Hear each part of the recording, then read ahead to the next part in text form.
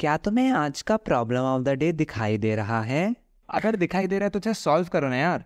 इस क्वेश्चन में हमें दिया दो एरेज। पहला एरे जो है पॉजिटिव नंबर का एरे, दूसरा हमें दिए क्वेरीज। अब क्वेरी क्या है? हर क्वेरी का हमें दिया है एक स्टार्ट इंडेक्स और एक एंड इंडेक्स। तो हमें क्या करना है, उस सब एरे के लिए जो कि स्टार्ट पे चालू हो रही है और एंड पे खत्म हो रही है, उन सारे एलिमेंट्स का हमें निकालना है एक्सॉर।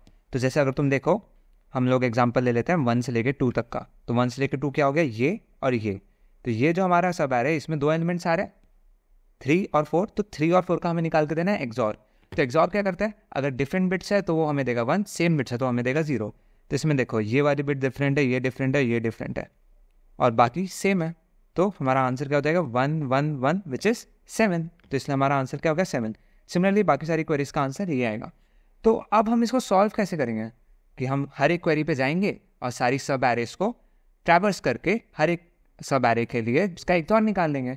तो इसकी टाइम कॉम्प्लेक्सिटी कितनी होगी? इसकी टाइम कॉम्प्लेक्सिटी हो गई Q × N। क्या इसे कम कर सकते हैं? हाँ, इसे कम कर सकते हैं। वो एक्सॉर करता क्या है, एक्सॉर में अगर सेम बिट्स आई तो वो हमें आंसर देगा 0, अगर डिफरेंट बिट आई तो हमें आंसर देगा 1। इसका मतलब क्या हुआ, अगर हमारे पास कोई भी सेम नंबर है तो उनका बाइनरी रिप्रेजेंटेशन भी सेम होगा, तो उनकी हर कोरिस्पॉन्डिंग बिट पे सेम ही बिट होगी, इसीलिए उसका आंसर वो हमें 0 देगा। तो इसका यूज़ करके हम इसमें लगा सकते हैं प्रीफिक्स सम टेक्निक। वो कैसे कि देखो, जैसे अगर हमें इस एरे में कोई भी क्वेरी निकालनी है, लेट्स से हमें 1 से लेके 3 तक का निकालना है, तो वो तो हम निकालेंगे। उसके पहले हम कुछ प्री कंप्यूटेशन करेंगे। वो कैसे? प्री कंप्यूटेशन हम ऐसे करेंगे कि हम एक एरे बनाएंगे, इसको बोल देते हैं प्रीजॉर। ठीक है, तो इसके अंदर जैसे हर इंडेक्स क्या बताएगा, यहाँ तक के जो एलिमेंट्स हैं उन सबका एक्सॉर कितना है। तो 0 तक कितना एलिमेंट है, एक ही है 1, तो 1 का एक्सॉर ऑब्वियसली 1 ही रहेगा। उसके बाद 1 तक के कितने एलिमेंट्स आ गए, 1 और 3, तो इनका एक्सॉर क्या रहेगा, 1 और 3 का। 1 और 3 का एक्सॉर होगा अगर हम 2। उसके बाद 2 तक के हमारे पास 3 एलिमेंट हो गए, तो इन सबका एक्सॉर कितना होगा। तो पहले इन दोनों का एक्सॉर निकालेंगे, फिर इन दोनों का एक्सॉर निकालेंगे। इन दोनों का एक्सॉर हमारे पास लास्ट इंडेक्स पे है ही, तो हम लोग इसका मतलब इस 4 का 2 से एक्सॉर निकालेंगे। तो 2 हो जाएगा 1 0 एंड 4 है हमारे पास 1 0 0।